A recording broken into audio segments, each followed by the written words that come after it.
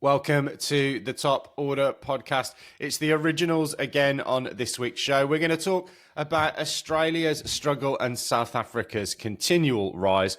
We'll talk a little bit of New Zealand A squad to South Africa, some tidbits from the England summer, and then we'll also have a well-researched, and for that read, not researched, debate on the future of Test cricket. All coming up on the Top Order podcast. Stay tuned.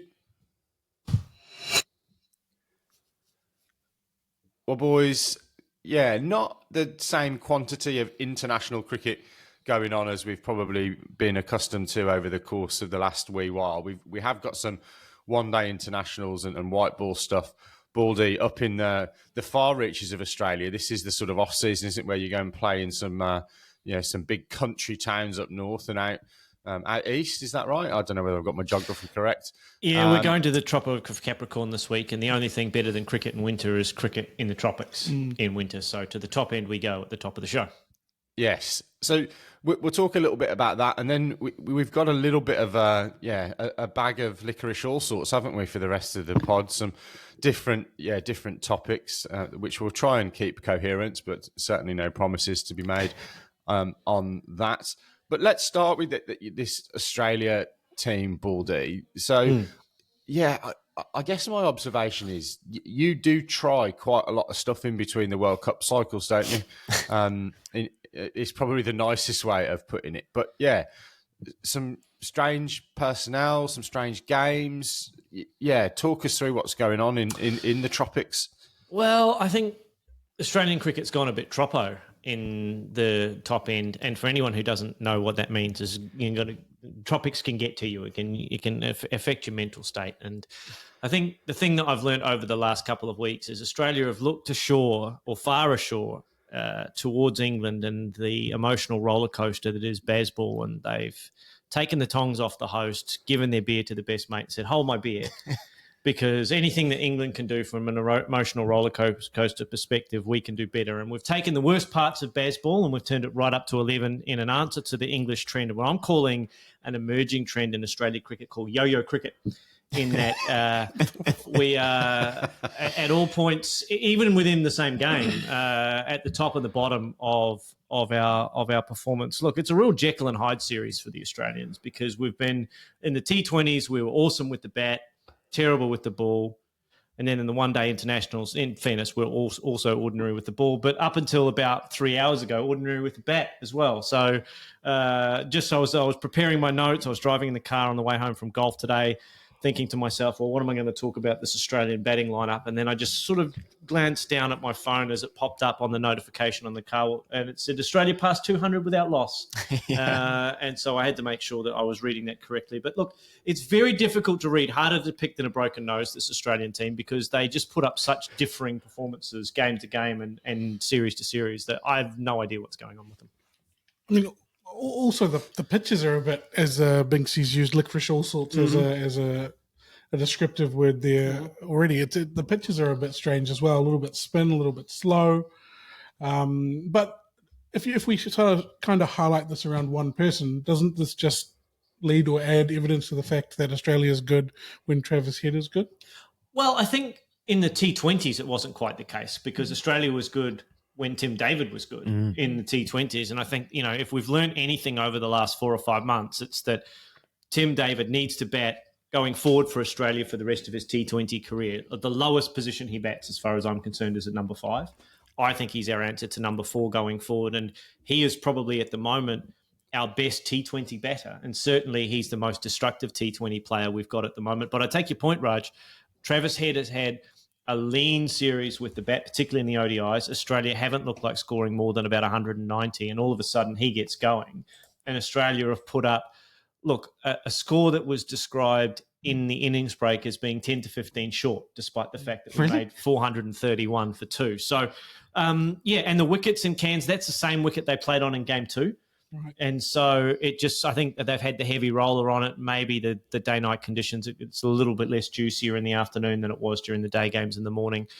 Certainly, and I'm not trying to big note my own crack here, but when I played on that same ground, it did a bit in the morning when it was kind of a little bit steamy and humid. And cue the comments from the people saying overhead conditions don't make it swing. But I'm telling you for a fact, when it was humid in Cairns, the ball went round corners. When there was no humidity, the ball did not move in the air at all. So, look, comment me in the section. I won't read it, but you can put it there if you want to. I just think that Australia, when they get it right, are a dangerous team, but they are not consistent enough at the moment to avoid the dreaded collapse. The 6 for 29, the 5 for 18, the Keshav Maharaj 1 week. It was, I think, Ngidi in the second. ODI tore through our middle order. So if we can get going at the top, it seems to be everything's tickety-boo. But if we don't get going at the top, our middle order seems to be really struggling. And there's a couple of guys I'd like to come on to from that point of view. While you're on Tim David, I did find it interesting. Well, one, I find it interesting now that you're saying that he has to bat 5 or higher because of basically the stance he's taken, which is not a unique stance, but we're starting to see it more and more in those back end overs where I'm not going to run. Like I'm on strike now for the final over, maybe even into 10 balls to go. This is it's better mathematics. I think he said that, didn't he? I've kind of done the calculations. You've come to see me. So Yeah. I'm going to stay at this end. Well, I think he was essentially saying, in my head, it makes more sense. I can hit sixes. Maybe, whoever it is at the other end, I've got a better chance if I even if it's a dot, which is sort of counter to everything we learned growing up, right? Which is take every run you can on offer. Now we've got Tim David going, I think it's a better option even if I just hit a couple to the boundary and then don't run and then I hit 2 sixes, I've got 14, 16 off the over and it's a better option. Thinking outside the box, I guess. You mentioned 5. Do you mean that in terms of he needs to bat there in the order? Or, the thinking has always been he needs 8 overs to bat. Yeah. Have we changed tack there? He needs to face more balls. 100%. It's the same position I was in with Glenn Maxwell 2-3 years ago when he was still at the peak of his powers. I think he's starting to come back to the field a little bit, not, athletic catching and outfielding notwithstanding. He's actually been pretty good for Australia in that T20 series in particular. But I think the more opportunity you give Tim David, the more destructive he can be. He was previously a 24 off 10 guy. Now he's an 80 off 45 guy. And I think that's a much better output for Australia than trying to go, well, we need to save him up so he can get us 24 off 10. I think there are other guys that can still do that for Australia, but I think he's the guy alongside Cameron Green that can give us some impetus at that 4-5 spot where typically we've struggled to produce anything of consistent substance in that particular spot. So if we've found one thing in the T20s, it's that the Cameron Green, Tim David engine room for Australia going forward is not one that we thought we would land on as a winning combination, but certainly seems to be there as one. Baldy, can I ask you a question about the bowling lineup? So I know there's obviously some franchise cricket going on in various parts of the world. When I kind of look at the bowling options on show, we've talked a lot about Adam Zampa on the pod. I think, he's certainly the preeminent or one of the preeminent leg spinners in one-day cricket at the moment going around the world. But from a seam bowling stocks perspective, I know you've got the big boys back for the ODIs, but tried some guys like Aaron Hardy, Ben Dwalshus, who's been around for ages, but sort of in and out, and Nathan Ellis. How are you building into those sort of those next white ball ICC tournaments in terms of what you think that bowling lineup looks like? Is it that it's going to be Stark and Cummins and Hazelwood when they're fit? And these guys are sort of, bench warmers for the moment, or can you see any of these guys really honing their craft sufficiently to go past some of those big boys? Well, I think what I've learned from this most recent series and a little bit of the West Indian tour as well is that, yes, we've got a lot of different options, but really I think there are only 4 guys that I trust with the ball for Australia when the going gets tough, and that's the big 3 of Stark, Cummins and Hazelwood. And Nathan Ellis. I think Nathan Ellis is a terrific death bowler. If you have a look at his stats, they don't flatter him particularly if you compare them to some of the other guys. But Nathan Ellis is asked to do the hardest job in the team, and that's to bowl overs 18 and 20. And I think he does a terrific job at that. In fact, I would be surprised if Australia at some point in the upcoming T20 World Cup do not pick Nathan Ellis specifically as a death bowler. perhaps ahead of someone like Pat Cummins. I think Hazelwood is terrific at the top. Stark can do things that pretty much no one else in the Australian team can do, and he's left-handed, so that gives him a point of difference. But I think Nathan Ellis's ability to bowl overs 18 and 20 in particular is a point of difference for Australia and something we need in that tournament. All of the rest of the guys are honest toilers who haven't yet shown me that they can win us a T20 World Cup off of their own bowling ability. And I'm just talking about the seam bowlers here, right? I mean, I think, when you've got Adam Zampa, when you've got Travis Head, who has proven that he is better than a part-time bowler. I mean, maybe he goes air miles in a T20 format, but certainly in those ODIs, his little off breaks looked the goods, although there was a bit of spin around, to be fair. So I think that combination is particularly good. I'm sure Cooper Connolly is going to be a great cricketer, but I'd like to see him take 25 wickets before we're sticking him in as like the second spinner for Australia going forward, given that we've got Corey Rachiccioli, given that we've got Sanger, given that we've got Matthew Kuhneman, given that we've potentially got Swepson, we've got Todd Murphy. We've got a lot of guys. Todd Murphy or Troy Murphy? Which one's the cricketer? It's Todd's the cricketer, right? Troy's the basketballer. We've got all these guys that are available to us, yet we plump for this dude who hasn't yet taken 20 professional wickets. And I'm sure he's going to be great, but I wouldn't mind him going back to Western Australia and just like taking a bag of 5 wickets before we start trying to pick him for Australia. So I'll take the opposing stance. Go for it. He obviously has a lot more in terms of strings to his bow. He's a great batsman. Yeah, he is. He could be a potential top 5 player for Australia in multiple formats with the bat in 4 or 5 years' time. But I would like to see him put some consistent scores on the board. And you know that I'm a big fan of the Black Book. You know I love the who's going to be in the team in the future. And I've got a few entries to add to that for listeners who aren't already aware of some South African players that should be in that book. But I just think he's got to put not some runs on the board, but some wickets on the board for me to go, actually, this guy deserves a place. He demands a place in the team in that T20 World Cup, rather than we're just going to take a flyer on this kid and just see what shows up. We did that with Sam Constance. It hasn't quite worked out. And now I'm not, but a lot of people are calling for him to be dropped for the Ashes and someone else to come in, and the chopping and changing. And that doesn't do great things for the confidence of a young cricketer. In fact, you're seeing it now with Sam Constance, right? What is he trying to be? He's now off social media, so he's trying to get his head right. You've got to give those kids confidence that they're up to the challenge. Is there anything else you want to add on Australia, or should we start giving South Africa a few props? I just want to cover the Adam Zampa incident. I mean, he was fallen foul of the match review committee for what Javed Miandad once described as the dirty words. So I think there are lessons learned there for Australians. Look, if you are going to use colourful language, make sure the match referee and the umpires don't hear you, and just put that kind of silence on going forward. So there'll be lessons there for Adam Zampa. Look, Marnus is on the watch for me. He's made a comeback, can't leave the ball alone outside off stump, and also can't defend the ball on the stumps. So that's problematic. And now in this third ODI, both Cameron Green was preferred ahead of him at number 3. And then Alex Carey, I believe it was, came in at number 4. Right-hand, left-hand combination. At 300 for 1. At 300 for 2. So, hiding to nothing for Marnus there. But a real vote of no confidence, I think, in his game at the moment. He needs a big Sheffield Shield season, so he's on the bubble for me. One to watch going forward. Yeah, he looked out of sorts, didn't he, in these 2 innings? Yeah. I mean, didn't get started, so maybe that's unfair. Mm. Yeah. On South Africa. He had a horrible county season as well. Marnus, he was over here early season playing the county championship, and I don't think got a score in his.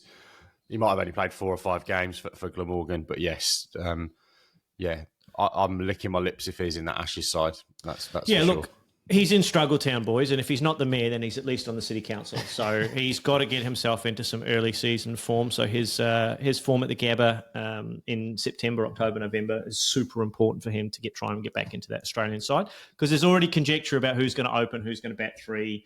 Is Cameron Green going to come back and bowl and bat 6? Is Bo Webster out? So all the kind of pre-Ashes posturing is already starting to go on. In amongst all of the Aussie chat, I think it's worth pointing out that South Africa just continued to be a good side. Mm-hmm. I think we've seen that now in the white ball stuff for a few years. This is not they come over to Australia, like they're missing Kiki Sarabada, they're missing Gunson's not there. They're missing a few guys as well, and they're still just, at least they have just been pumped for 430. So maybe Won the series. maybe we'll see if they can chase that down and see what happens. But I think if there's just a lot of positives, and you look through that batting lineup, and there's guys like Bretzka coming in, and Dewalt Brevis in the T20s is starting to show a bit of his potential that everyone kind of talked about. I remember when he came in, everyone was going, baby AB, and he played in T20 franchise stuff and didn't really look, he'd hit a six and then he'd get out, basically like that one day or the other day. But now he seems to be able to kick on and actually putting runs together. We've seen Leandro Proteas, who we've been talking about. Nandre Berger's back from a bit of an injury. There's just a lot of it's a really good group. And, I think they're going to be challenging across all formats over the next few years. You just missed one player there, and that's the fast bowler, Mafaka. Yeah, he looks like he could be the most exciting of that whole bunch, and I'm including Dewalt Brevis in that. Just on Dewalt Brevis, I'm going to keep my head down even though the ball's already in the stands is one of, if not my favourite trend among cricketers now that's starting to emerge. It just smashes it and just keeps looking at where the ball was when it hit his bat. Brilliant. Absolutely brilliant. So, we're quite positive towards South Africa. Australia were a bit weakened in this in this tour. But their test form, their white ball form that we've seen in the last 24 months has been building and building. If you're South Africa, are you taking this home as a tick? I mean, you lost the 2020 series against a weakened Australian side. You won 2-0 quite easily. And they've obviously done their homework. There was a little session, a little explainer just before this match where they were talking about how they bowled to Travis Head to hold him back. Quite ironic that he went on and absolutely smoked them. But they've obviously been doing their homework and they're thinking about the game, but it's still a loss away. Are you actually ticking? Are you giving them a tick? Binksy, I'll throw it to you. Yeah, I am giving him a tick, probably not just this series, which let's be honest, it's I don't want to sound harsh, but when you're playing in the off season, you're playing at sort of these kind of different venues. It really is glorified warm up cricket, isn't it? I think to be perfectly honest, you've got some players that are opting out because they've got franchise gigs and so aren't available.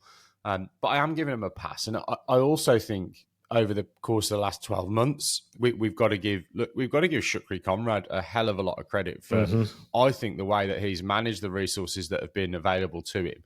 Because South Africa aren't in, and we'll come on to talk about this a little bit later when we talk about probably the future of Test cricket, but they aren't one of the big three. They haven't got the monetary component there just yet.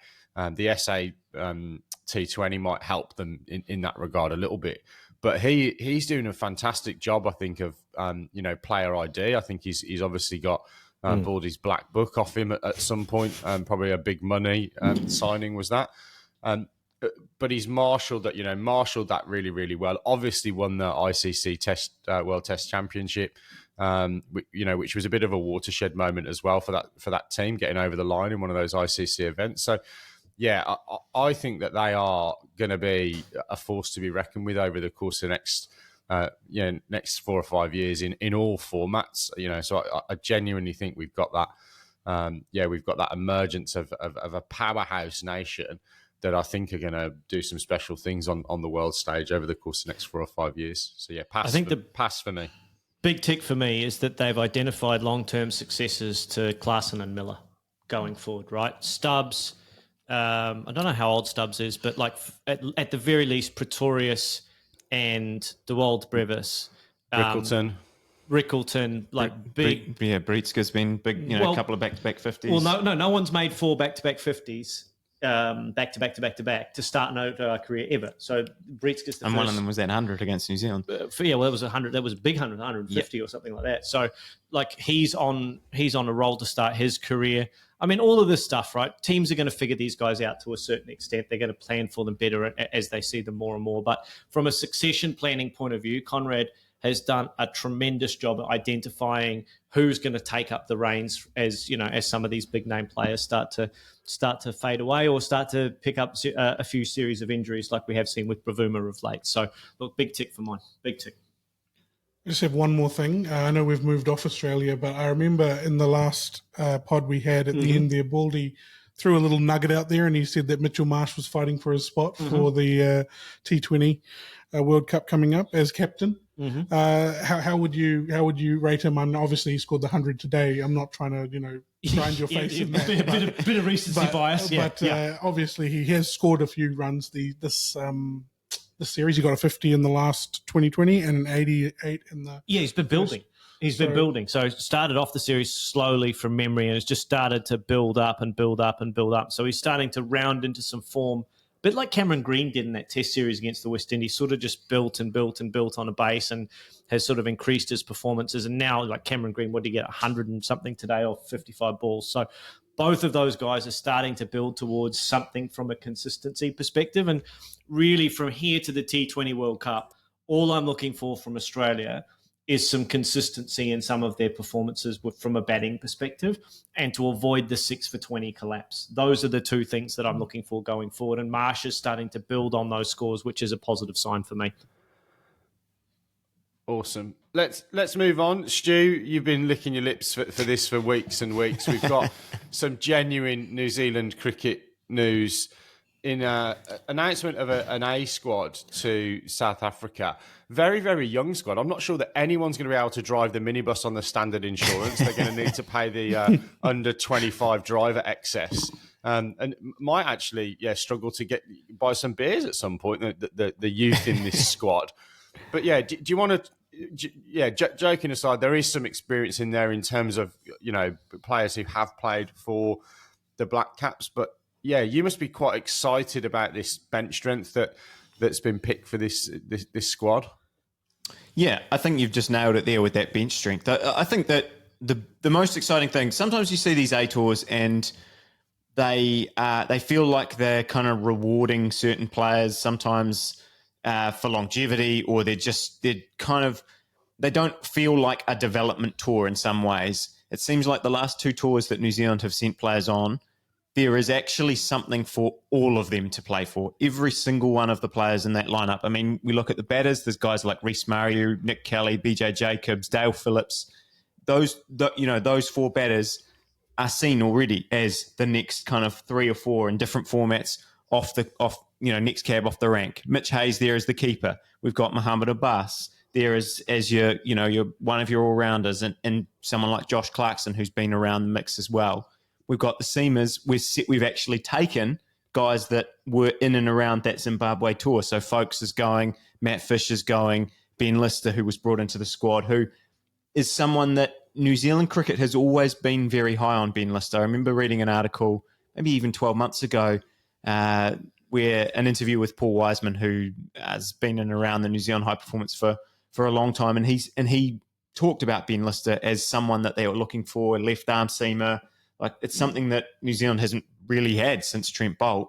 We haven't been able to kind of bring someone in and Neil Wagner.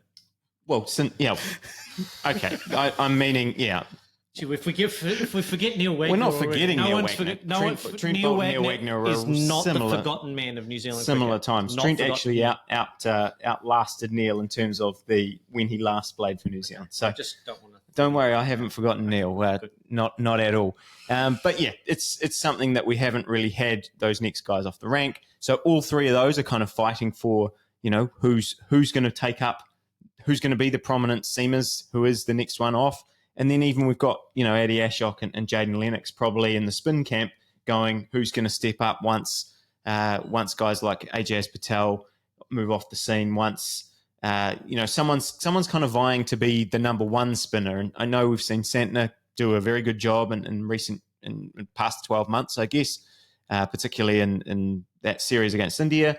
But, I think ideally we want an out-and-out spinner who can take wickets and really, in all conditions. And I suppose Lennox and Ashok are kind of fighting to see if they can do that. I mean, Raj, out of all of these names, I think I know who you're going to say, but tell me who you're excited to see. I might surprise you. The person I'm going to go with is BJ Jacobs. Okay. I'm actually really looking forward to seeing him play. Well, not seeing. I don't think we're going to be able to see it. I don't know. The last tour to Bangladesh, when they played Bangladesh A, that was all on YouTube. So hoping that we might see live stream stuff. But yeah, I don't know as yet. Just seeing him in and amongst that sort of caliber of, or that level of cricket. He's obviously played for New Zealand without having played for the A team yet.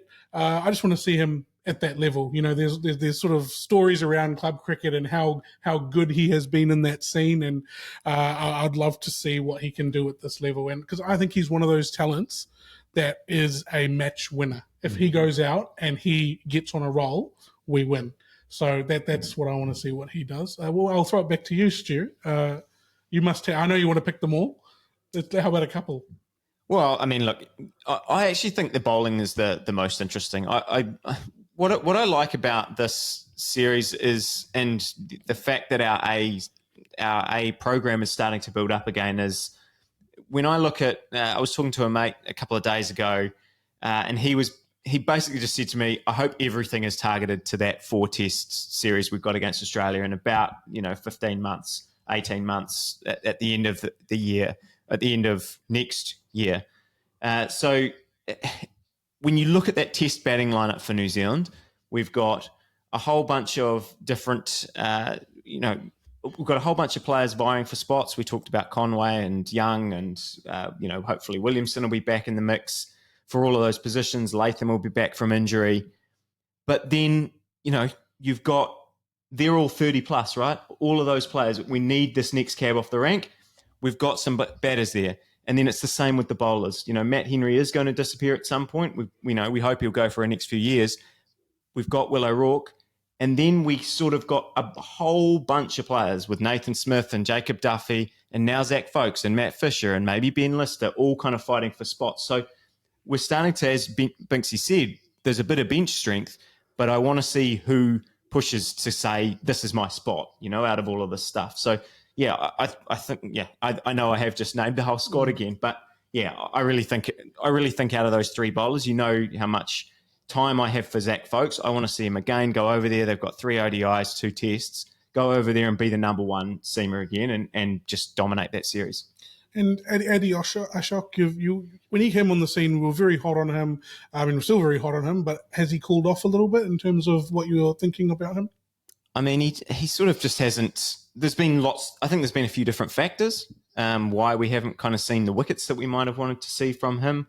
He did take 5 for in that Bangladesh A series. Took a 5 for, but he's had injury struggles at different times. I think at certain points for Auckland, Louis Delport, outbowled him and kind of got more opportunities than him at different points. So yeah, Eddie's got a New Zealand contract, so New Zealand cricket obviously view him very, very highly. As you say, around the scene, he's been talked of as someone who is going to, he has represented New Zealand, but someone who is going to play a lot of games for New Zealand has always been the view. Now we kind of need to see it. And New Zealand doesn't really, we don't seem to be big fans of rotating when we play, all sorts of different formats. Even we just saw in Zimbabwe, right? Henry Nicholls came in and played. Various people didn't think that was the right decision, but New Zealand isn't in the habit of just handing out, even in the white ball a little bit, but not to that degree. So it's these A tournaments that the players really have to step up and say, yes, this is, I am ready for this next level. And I think to give the New Zealand selectors credit, how you were talking about Constas and Connolly and things like that, we haven't really seen that from New Zealand. When the players come in, they've actually come in and usually looked quite comfortable at that level, looked like they can come in and perform and make that step up. And so tours like this are really important for that. You've mentioned everyone on that piece of paper, except the one guy I really wanted to talk to you both about, Muhammad Abbas. For me, if there's one player, and I'm with you, Raj, on the BJ Jacobs thing, I think he could be a match winner for New Zealand going forward. He could be a real X-factor player at big tournaments if he can get going.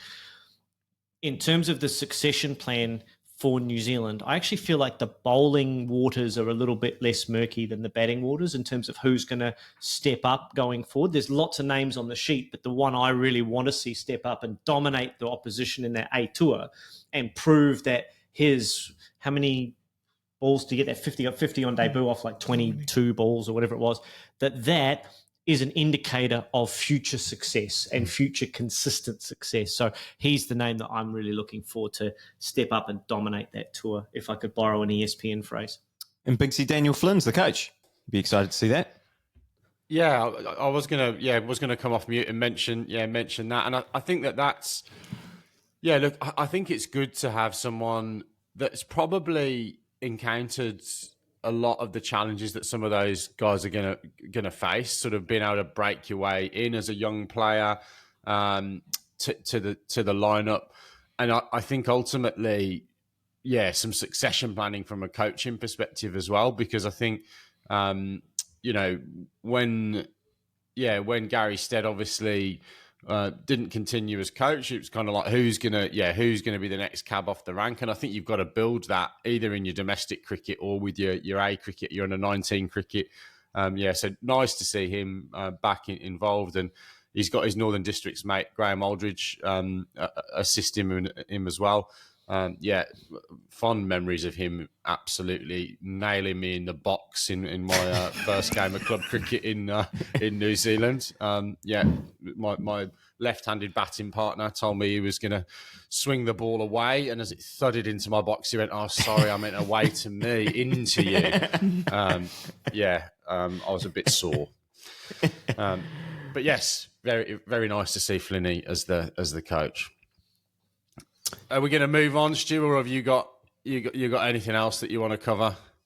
The only other New Zealand note really is that Tom Bruce, probably who's someone who has been on some of these A tours and played in a lot of A games, is now changed his allegiance to Scotland. So we will now. That's sort of something interesting from a New Zealand point of view.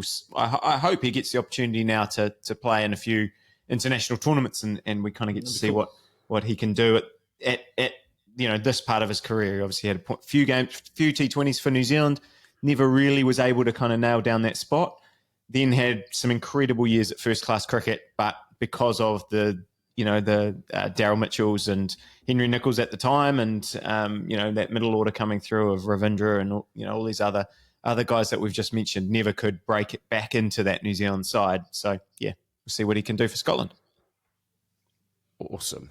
Right, there's a couple of things from an England perspective that we've got on the run sheet. I know you guys want to ask me about one particular player, but I guess there's probably two things. Number one, the 100 is reaching its climax. I think we talked about the format of that, which literally the tournament only lasts just under a month. So, teams are sort of 6 or 7 games in now to their sort of work with just one game to go. So they play 8 games basically, and then it's finals, etc. It looks like Oval Invincibles. So that's the team that's purchased by the Mumbai Indians franchise from October the 1st is when all that kicks off, are up the top alongside the Northern Superchargers, and then there might be a little bit of movement with 3, 4, and 5, but we're not going to go into the detail of that.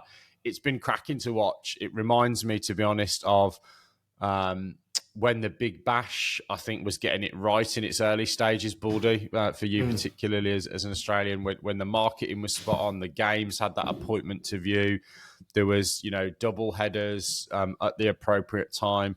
The women's games have been played before all of them as well, which has been really good. We've seen actually a pretty decent standard across the women's tournament as well. So that's coming to its climax, and I think it's going to be really, really interesting because there's already talk now of Indian players playing in maybe not the next edition of, but I think particularly that noise has been coming from, interestingly, not from obviously the BCCI, but because of the investment into a number of these franchises that were all obviously 49% of each franchise was sold off to largely foreign investment. It's those foreign investors, including a lot of Indian interest, that are saying we expect that we're going to see Indian players playing in this tournament shortly. So Wow. I don't know whether they would have invested the hundreds of millions of dollars, pounds, or whatever currency that they had to pay the bill in. without a little bit of skinny on that, and knowing that was on the table. So that's going to be really interesting to see how that plays out. And then the other thing, again, it's just a little bit of a media vacuum, isn't it? But I'm interested to get your views on probably the other piece of cricketing news that has, certainly made some county members irate, and Jonathan Agnew probably spat his cornflakes out to this one, which is that Jacob Bethell is set to be the youngest man to captain England in international cricket. And let's be honest, England are taking an understrength side.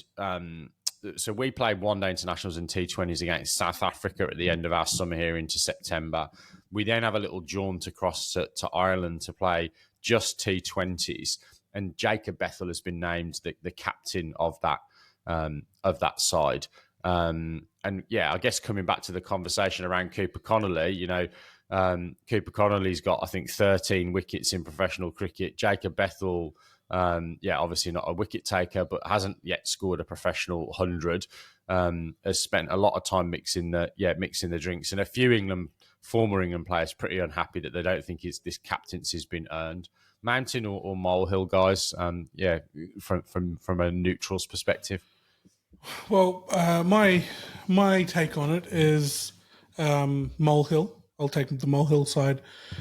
Who else were they going to give it to? Were they're all sort of, in terms of experience, there's a couple there that stand out. Josh Butler's there, Adil Rashid's there, but are you going to take that step backwards? That doesn't seem like a very, Brendan McCullum thing to do. If, as you say, this is a team that they have chosen with a lot of people sitting out, which it looks like it is, why wouldn't you send a development side along with a development captain and some experienced heads in their field to help them out? It sounds like it's fine to me. It's not like they're handing out an extra cap for him. I have no problem with it. A molehill for me. Oh, it's absolutely a molehill. The most surprising thing I found was, isn't he? He's like 2 years the youngest captain or something. He's set to be. It was a lot. It seemed like. It was 21 and 23. So I guess maybe Bethel's an old 21 when that happens, and the other guy was a young 23, and the gap isn't as large as I'm making it out. But it seemed like it was it seemed surprising, when you think about all the other teams around the world that have had, I'm sure, I don't know, you think of people like Graham Smith and stuff who are, long-term captains, when they pick up the reins from an early age. It seemed surprising that England hadn't had anyone. But as you said, I think you didn't say it before about the Australia-South Africa series. It's these series, they're essentially, I feel like, meaningless series in terms of the results.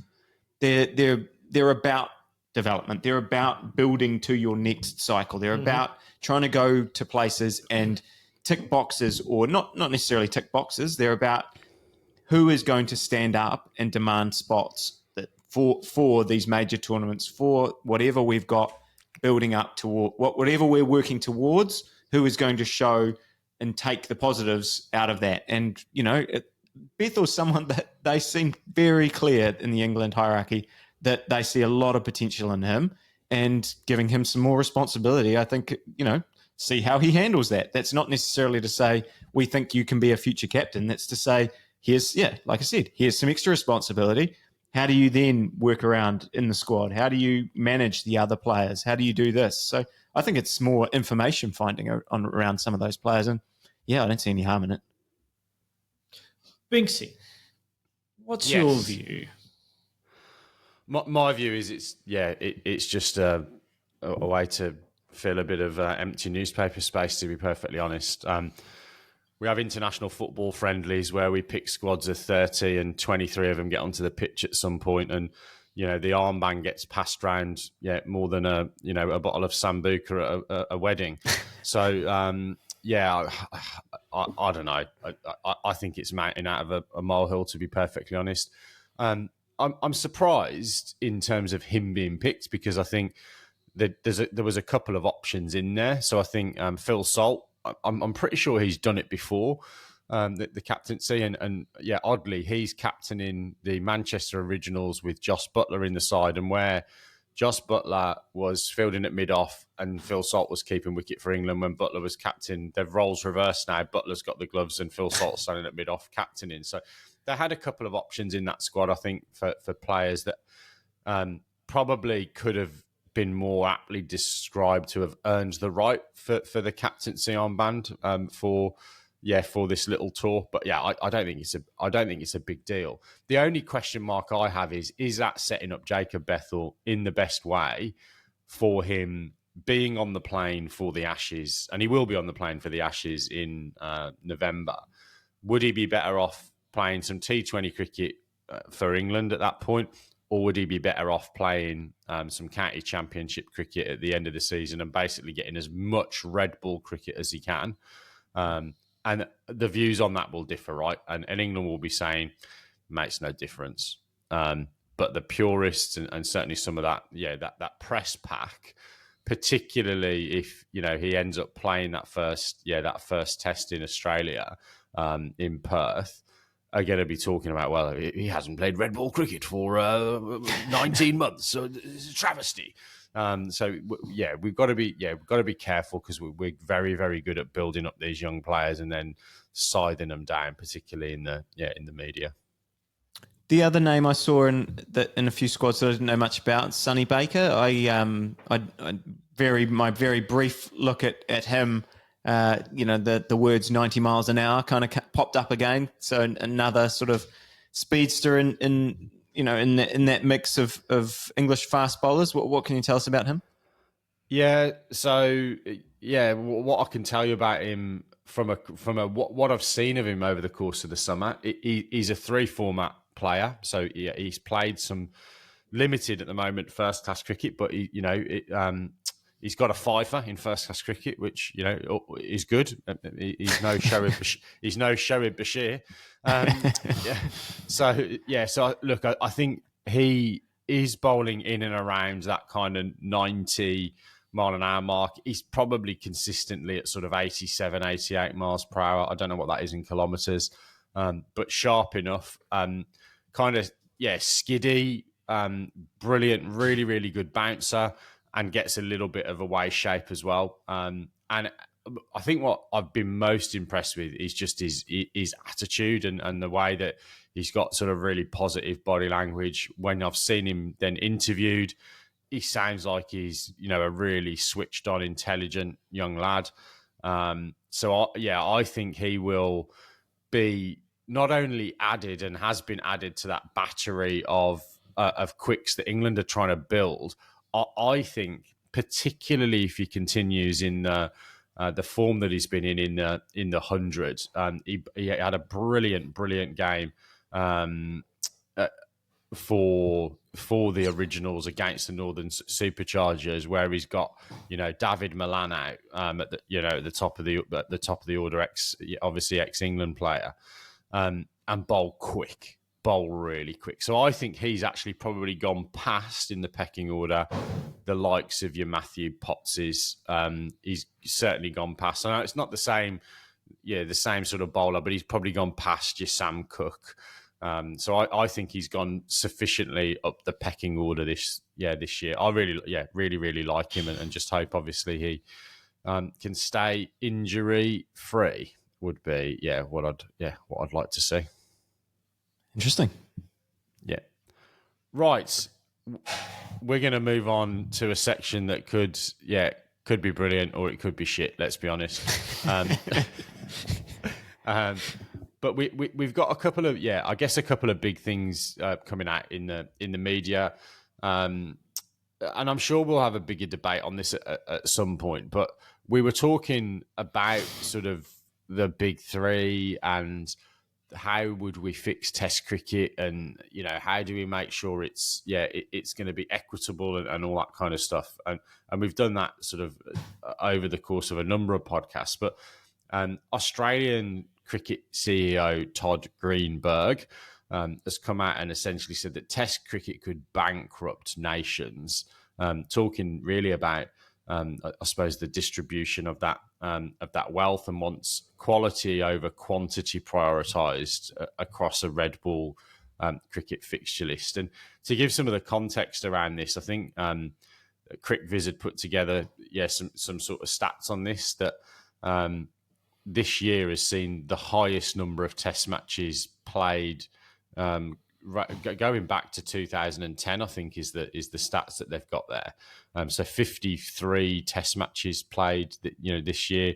The other high has been 49, and that goes back to 2018, but it's consistently been in the sort of high 30s up to sort of mid 40s, I guess.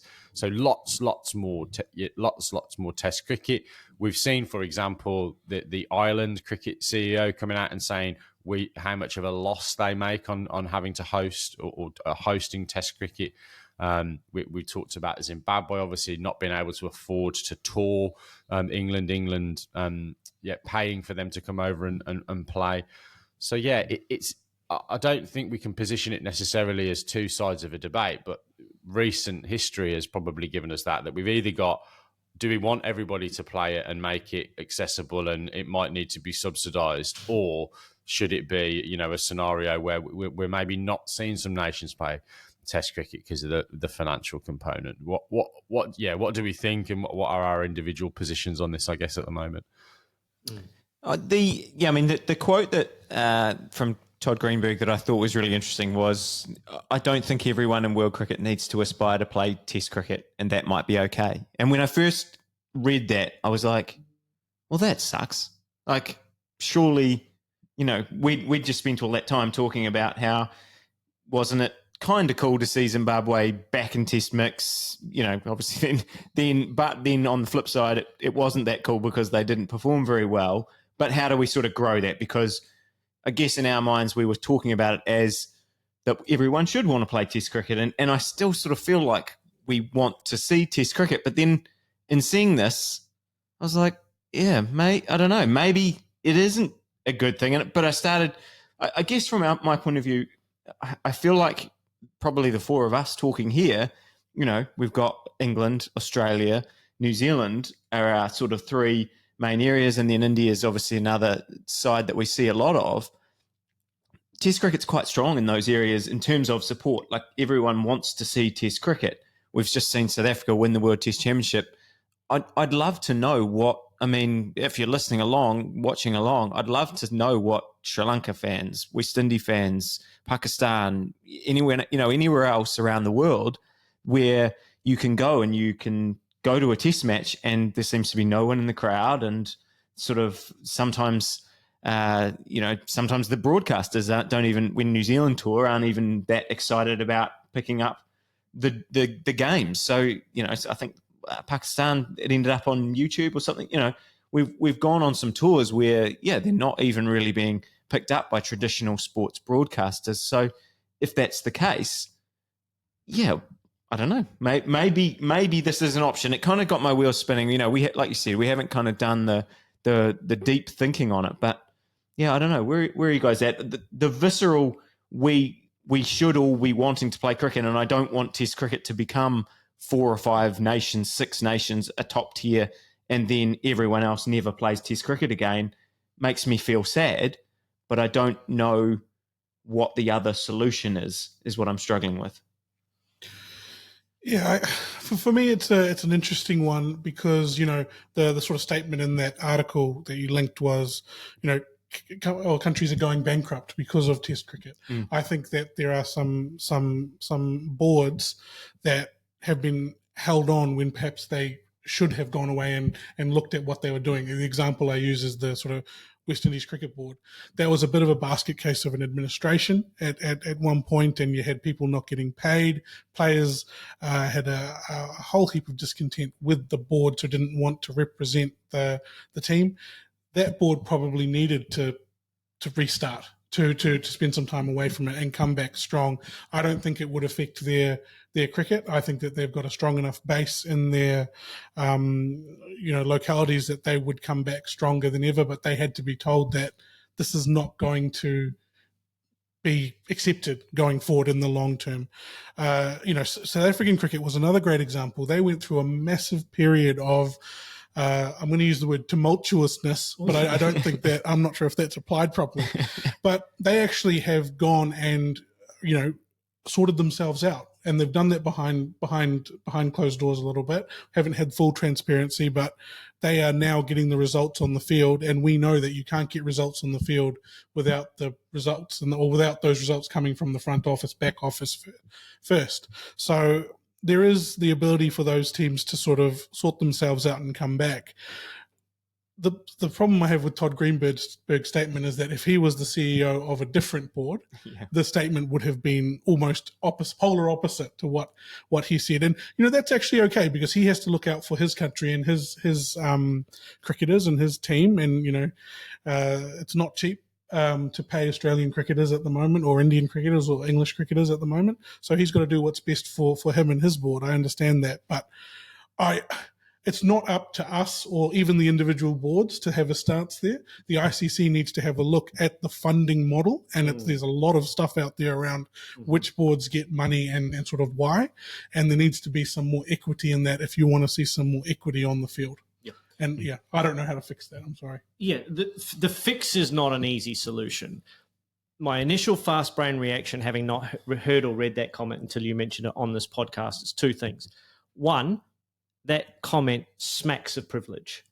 And Raj is absolutely right. If that was any other board in world cricket saying, well, it's okay if you don't want to play Test cricket, they wouldn't be saying that. It sounds very much to me like Australia's going, well, we can play Test cricket. Our Test cricket future is fine.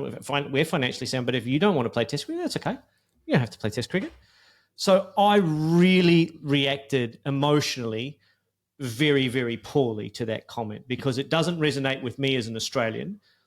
I don't want our position to be, well, as long as we can play Test cricket, it doesn't matter if you guys want to play Test cricket. That's kind of up to you. Fundamentally, I think what he's trying to say is that I think everyone would like to play Test cricket, but can't, and he can't fix it. And if that's the position, then that's true. But Test cricket is fundamentally broken and needs to be fixed from a governance and from a finance perspective. And you're absolutely right, Raj. The funding model for cricket is fundamentally broken if we can't have our participating nations participate in the game. The other thing that comment does that really rankles me is that undoes a career of championing Test cricket by guys like Virat Kohli. Prioritise the format above all others. Champion the format to breed a generation, or maybe not breed them, but inspire a generation of Indian players to want to play Test cricket, where the money is not in Test cricket for Indian players, it's in franchise T20 cricket. And the money for other associate nations might be for their players in not playing Test cricket.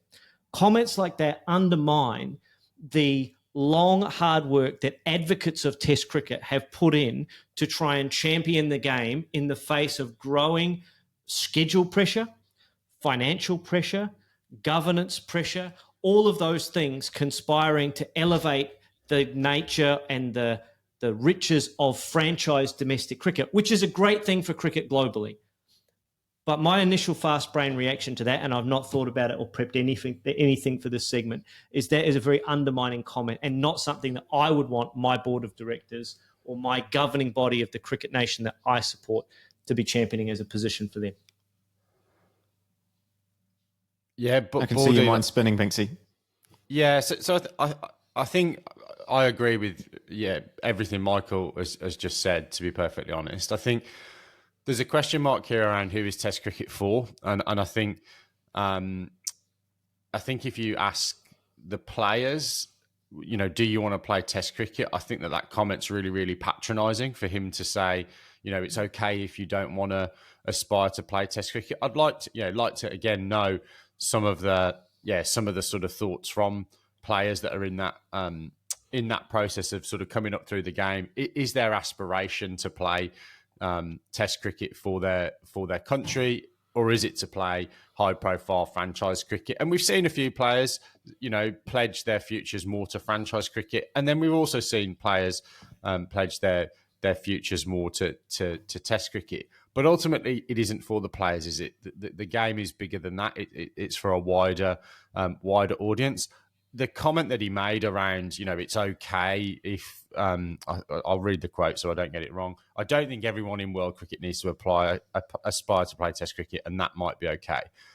The thing that really got my goat in this article that sort of was from Greenberg, which is we need to invest in the right spaces to play Test cricket. And he's talking about that in the context of the Ashes, because he says he wants to see more investment in the Ashes. That's why the Ashes will be as enormous and as profitable as it is. So this is a CEO comment about revenue to the detriment of the growth of the game. And to Baldy's point, the problem here is, if that's the view of the CEO of Cricket Australia, if that's the view of the CEO, and I'm not saying that it is, but if that's the view of the BCCI and if that's the view of the ECB, the big three, that's what's going to happen to the way that any conversation around the funding of the game goes over the next cycle. And then you might extinct some of these teams that actually should and can and want to be playing Test cricket. I do think it's time for a two-tier system, and we're going to have this conversation. And I think there's going to need to be some compromise from those bigger countries, because if we have a genuine two-tier system, it is going to have an impact on those marquee series. They might need to be shorter. They might need to not stand within the World Test Championship points rankings or whatever, if they're going to sit as 5 Test series, because they are historically important. But we need that conversation around 2 tiers. And then the other thing, sorry, I'm off the long run here as well, but the other thing I think here is we've got some fixed costs to put a test match on. So again, how accurate this is, I don't know. But if you're looking at something like DRS is around about 100K for a 2 test series in dollars. Your player fees and your hotels somewhere around 300K for a 2 test match series. And then you've got your security and all that kind of stuff. So your estimated cost for a 2 test match series is around about 500 grand. And that's borne upon the home board, obviously. I think what we should be talking about is the ICC should be saying we need all Test cricket to be consistent. It all needs to be played with DRS. We are going to be the person that provides you with that.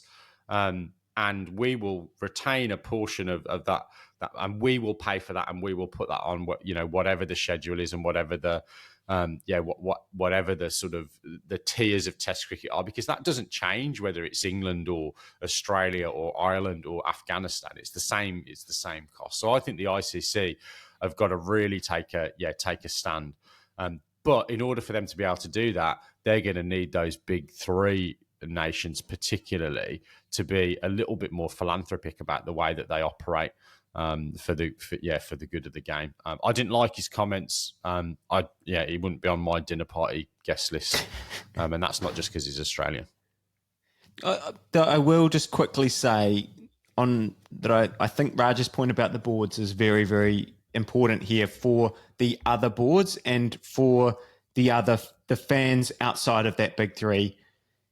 You can't. I agree with everything you guys have said, but it is, we are sitting here saying Test cricket is important to us. We want to see the game grow. Everyone who views that has to actually support Test cricket and watch Test cricket and demand. I mean, whether TV stations are going to listen to it. I mean, we had a situation here where even the England-India series wasn't on mainstream, pay TV here.